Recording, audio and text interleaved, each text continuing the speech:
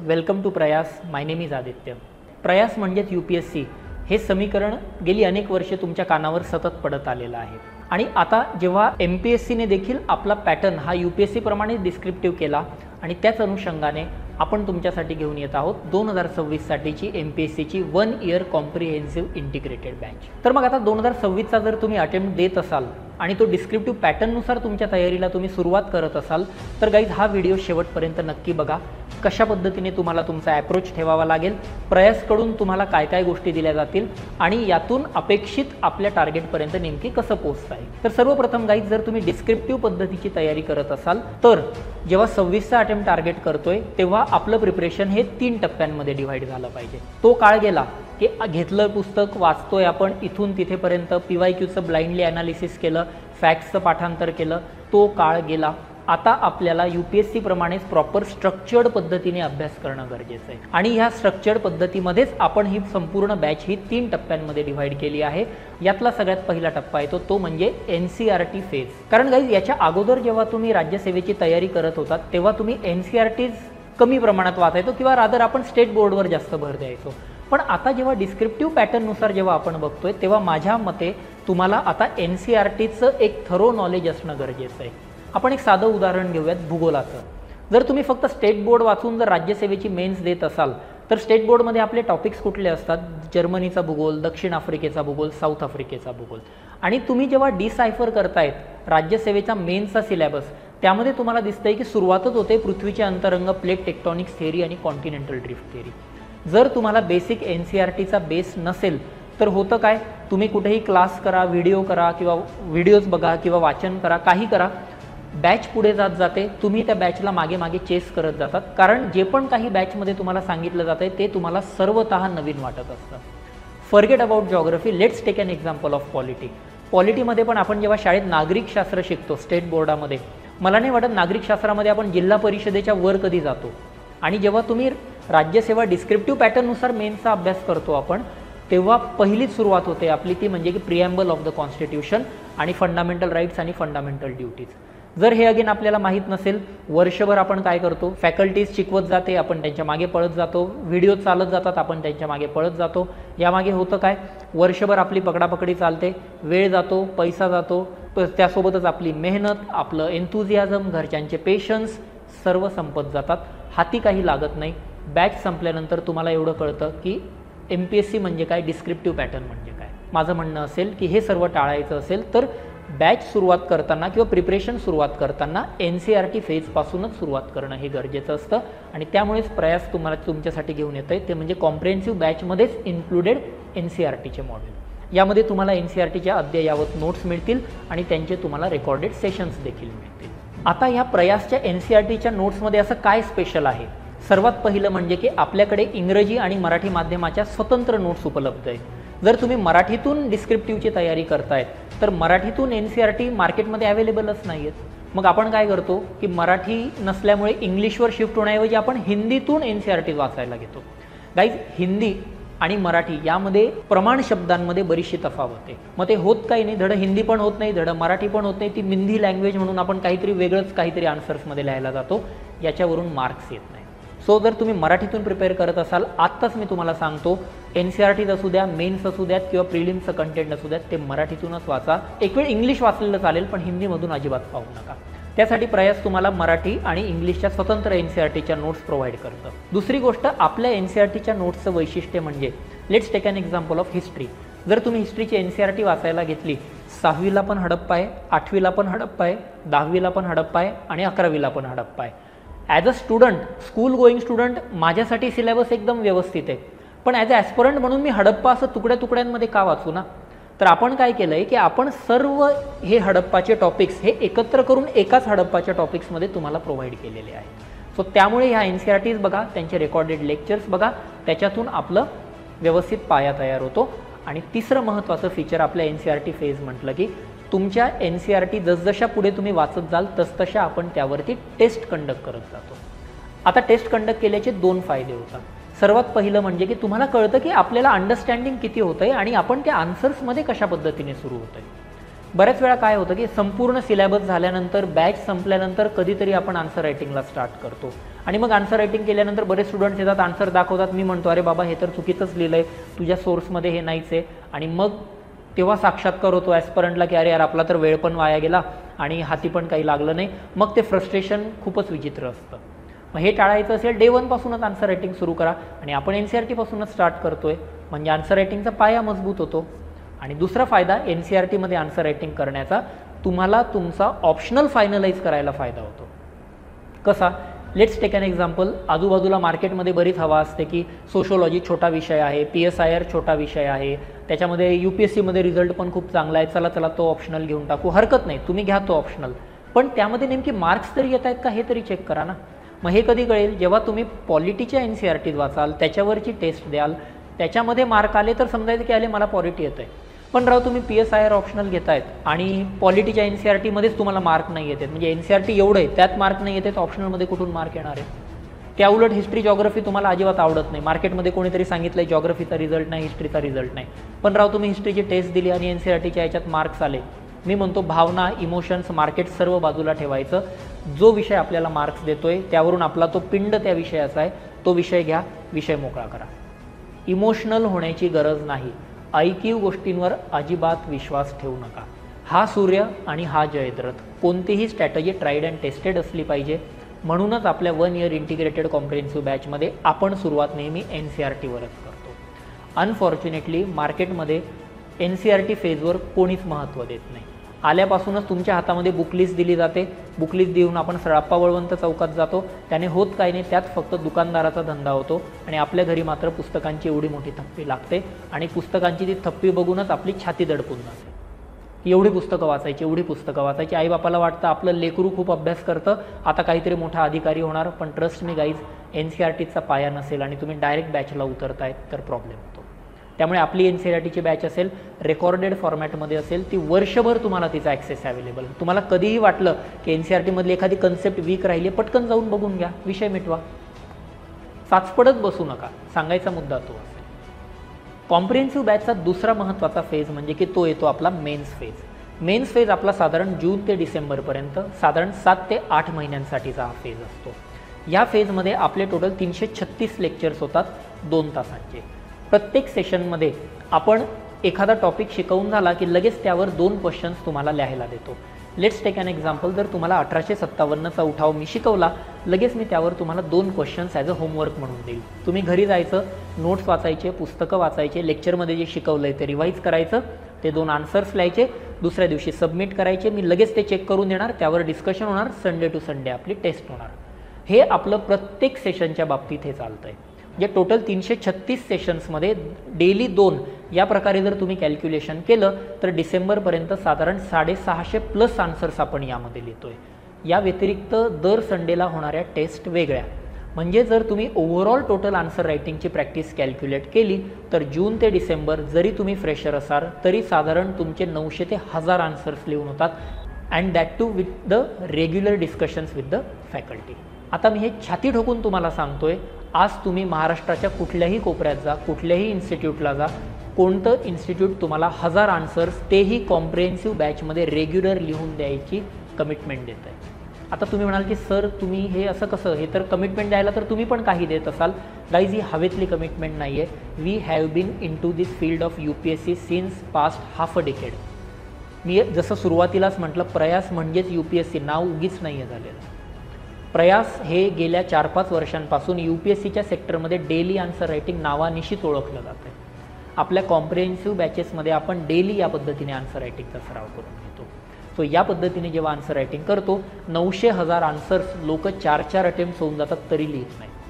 So आपले हे पहिल्या 6 महिन्यातच कव्हर होतात.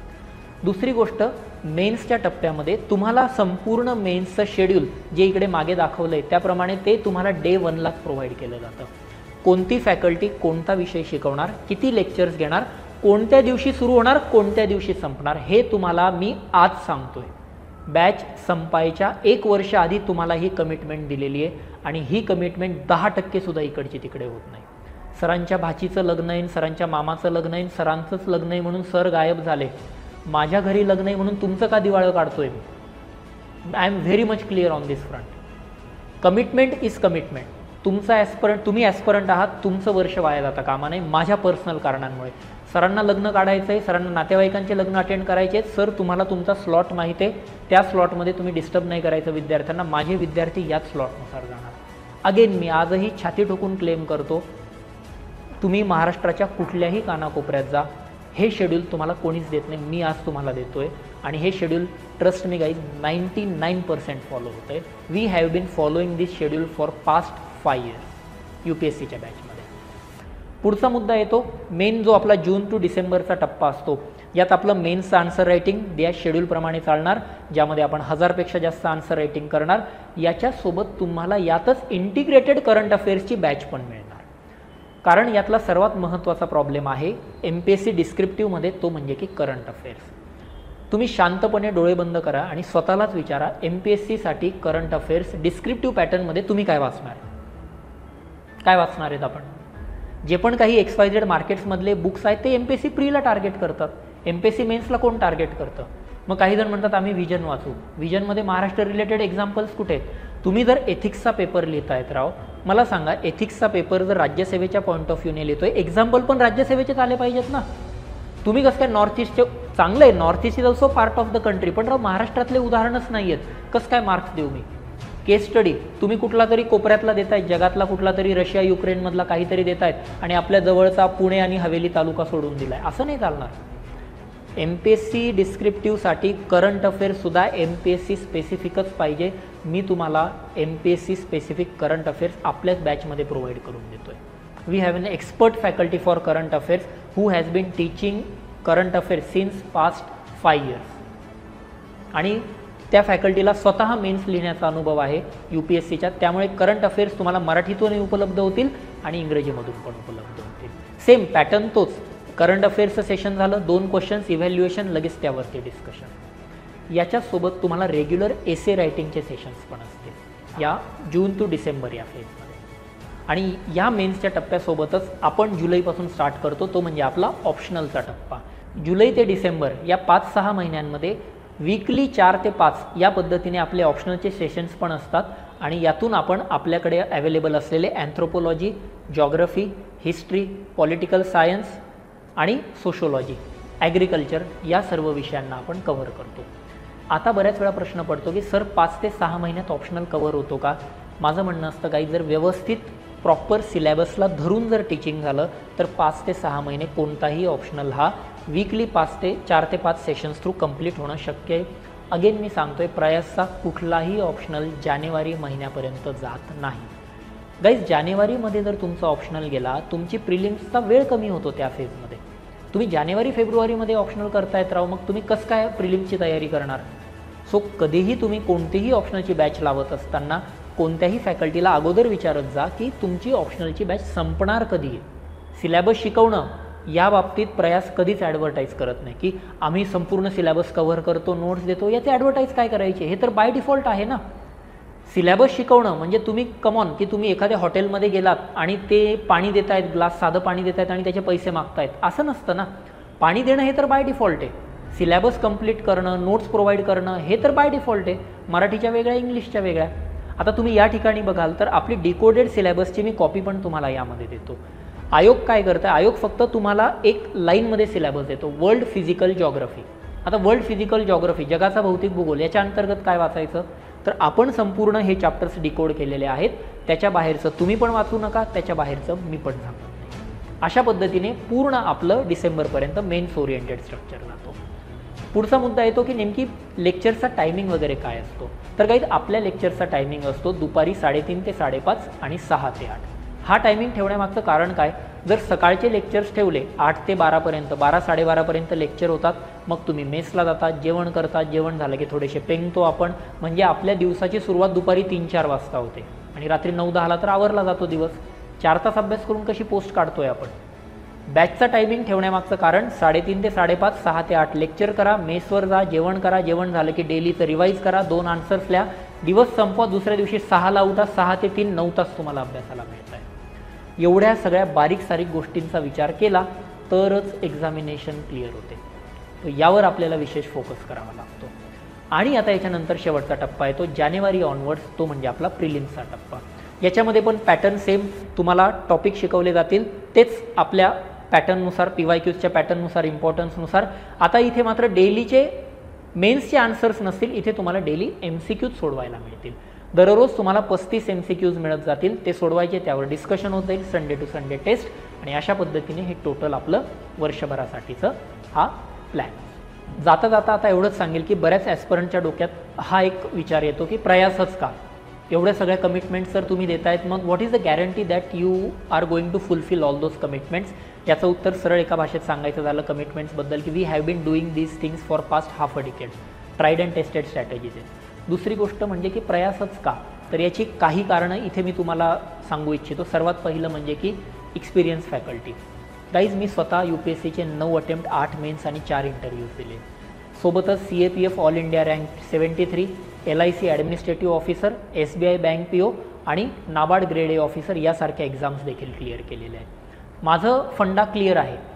ज्या प्रोसेसमधून तुम्ही कधी गेलाच नाही आहेत, ती प्रोसेस तुम्हाला ती व्यक्ती कसं काय सांगू शकेल ना. I have experience all this things. Descriptive पॅटर्ननुसार जर आपण बघतोय तर 9, 10, 12 वर्ष झाले I have myself experience all this things. तर म्हणून सगळ्यात पहिलं म्हणजे एक्सपिरियन्स फॅकल्टी. यासोबतच आपल्या इतर देखील फॅकल्टीज आहेत. We have Dhananjay sir, we have Chaitanya sir, we have Aishwarya madam, we have Vishal Badal sir and finally we have Surat sir with us. So सर्व एक्सपिरियन्स फॅकल्टीज आहेत. सर्वांना डिस्क्रिप्टिव्ह पॅटर्ननुसार अभ्यास करण्याचा अनुभव आहे. ते स्वतः प्रोसेसमधून गेलेत अँड अपार्ट फ्रॉम दॅट ते बरीच वर्ष झाले या फील्डमध्ये, त्यांना टीचिंग एक्सपिरियन्स देखील आहे. दुसरी महत्त्वाची गोष्ट म्हणजे की स्ट्रिक्ट टाईम टेबल. मी जसं आधीही सेशनमध्ये म्हटलो की आज मी चॅलेंज छाती ठोकून सांगतो की देऊन दाखवावं हे टाईम टेबल कोणी तुम्हाला. It requires courage, it requires commitment. वर्षभराची कमिटमेंट आहे guys, it's not a joke. लोक 20 दिवसांची कमिटमेंट देत नाही, मी वर्षभराची कमिटमेंट देतोय. 10% सुद्धा गोष्टी इकडच्या तिकडे हालत नाही. फॅकल्टीज पॅक आहेत. जो फॅकल्टी जो विषय ज्या टाईम पिरियडमध्ये शिकवेल त्याच टाईम पिरियडमध्ये कंप्लीट होतो, जेणेकरून विद्यार्थ्यांना सुद्धा, तुम्हाला सुद्धा आपलं शेड्यूल बनवायला सोपं होतं. तुम्ही जर कॉलेज गोईंग ॲस्परंट असाल, जॉब करणारे ॲस्परंट, तुम्हाला कळतं आहे ना कोणता विषय कधी सुरू होतोय, कधी बंद होतोय. त्यानुसार तुम्ही तुमच्या एक्झाम्स, काही ऑफिसच्या टूर, ट्रिप वगैरे हे सगळं मॅनेज करू शकता. MPSC करायची म्हणजे सर्व देशोधडीला लावून द्यायचं आणि हे असं नसतं. You have to live your life. मी तुम्हाला शेड्यूल देतोय, त्यानुसार तुम्ही करा. तिसरा महत्त्वाची गोष्ट म्हणजे की तुम्हाला मिळणाऱ्या नोट्स. गाईज, आपल्याकडे UPSCच्या जशा मराठी आणि इंग्लिशमधल्या स्वतंत्र नोट्स आहेत, तशाच राज्यसेवेच्या देखील मराठी आणि इंग्लिशमधल्या स्वतंत्र नोट्स आहेत. त्या सॅम्पल कॉपीज मी खाली डिस्क्रिप्शन बॉक्समध्ये देतोय. Please go through all those notes. चौथी महत्त्वाची गोष्ट म्हणजे लिमिटेड बॅच साईज. मी ह्या पर्सनली मताचा नाहीच आहे की 500 जणांची बॅच घ्यायची आणि मग त्यांना सांगायचं, नावाला फक्त तोंडाला पानं पुसण्यापुरतं काहीतरी मेंटरशिप प्रोव्हाइड करायची. This is not the philosophy of Prayas. बॅचची साईज रेस्ट्रिक्टेड असते, जेणेकरून मला प्रत्येक स्टुडंटशी इंडिव्हिज्युअली बोलता येतं. बॅचची साईज जर 500 घेतली आणि प्रत्येक विद्यार्थ्याशी जर मी 5-5 मिनिट जरी बोललो, माझं घरी जाणंच अवघड होऊन जाईल. कसं म्हणजे माझ्यासाठी पण दिवस 24 तासांचाच आहे ना. सो लिमिटेड बॅचची साईज आपण ठेवली आहे, कारण ज्या गोष्टी आम्ही आमच्या प्रिपरेशन दरम्यान एक्सपिरियन्स केल्या आणि ज्यामुळे हा प्रवास कदाचित अपूर्ण राहिला किंवा बरीच वर्ष लागली, ती गोष्ट तुमच्यासोबत होऊ नये यासाठी आपण ह्या सर्व गोष्टींचा हा प्रपंच मांडलेला आहे. आय होप तुम्हाला पुढच्या वर्षभरासाठी प्रयास कशा पद्धतीने MPSCमध्ये मार्गक्रमण करेल याबद्दलची एक क्लिअर आयडिया आली आहे. तरी त्याशिवाय तुम्हाला इतरही काही डाऊट्स असतील, शंका असतील, काही प्रॉब्लेम्स असतील तर feel absolutely free to reach out to us on the given number in the description box. So all the best guys, take care and I hope to see you all in our upcoming 2026 comprehensive batch. Please take care and all the best.